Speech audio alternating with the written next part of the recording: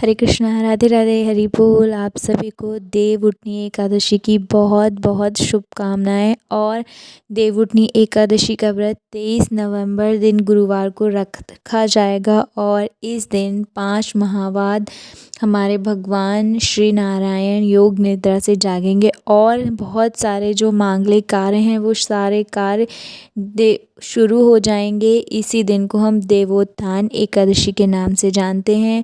ये कृष्ण पक्ष के शुक्ल पक्ष में आने वाली देवउठनी एकादशी माँ लक्ष्मी और श्री हरि विष्णु भगवान को प्रसन्न करने के लिए श्रेष्ठ दिन माना जाता है। इसके प्रभाव से बहुत बड़े बड़े पाप क्षण मात्र में ही नष्ट हो जाते हैं।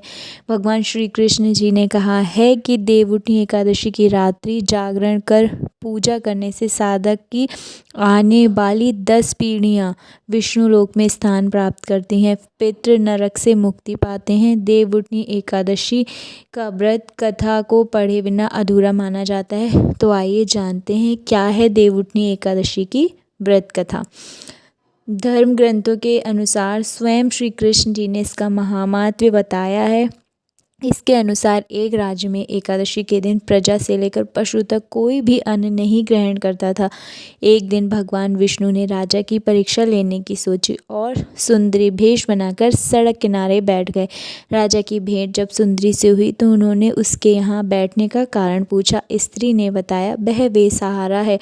राजा उसके रूप पर मोहित हो गए और बोले कि तुम रानी बनकर मेरे साथ महल में चलो।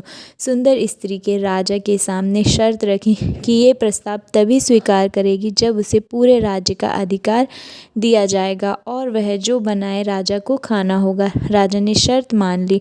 अगले दिन एकादशी पर सुंदरी ने बाजारों में बाकी दिनों की तरह अन्न बेचने का आदेश दिया। मांसाहार भोजन बनाकर राजा पर खाना खाने को मजबूर करने लगी। राजा ने कहा कि आज एकादशी के व्रत में मैं तो सिर्फ फलाहार ग्रहण करता हूँ।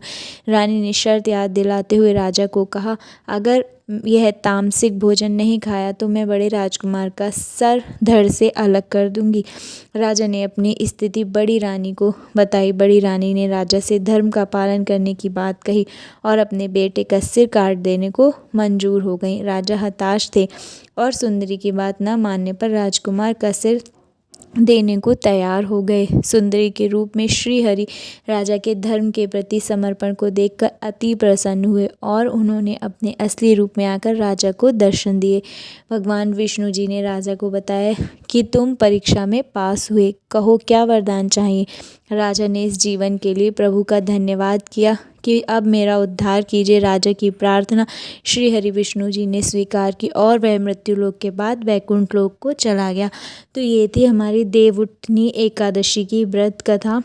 आप सभी भी जो भी व्रत रख सकते हैं देवउठनी एकादशी का व्रत रखें, क्योंकि इस दिन हमारे भगवान श्री हरि विष्णु योग निद्रा से जागेंगे।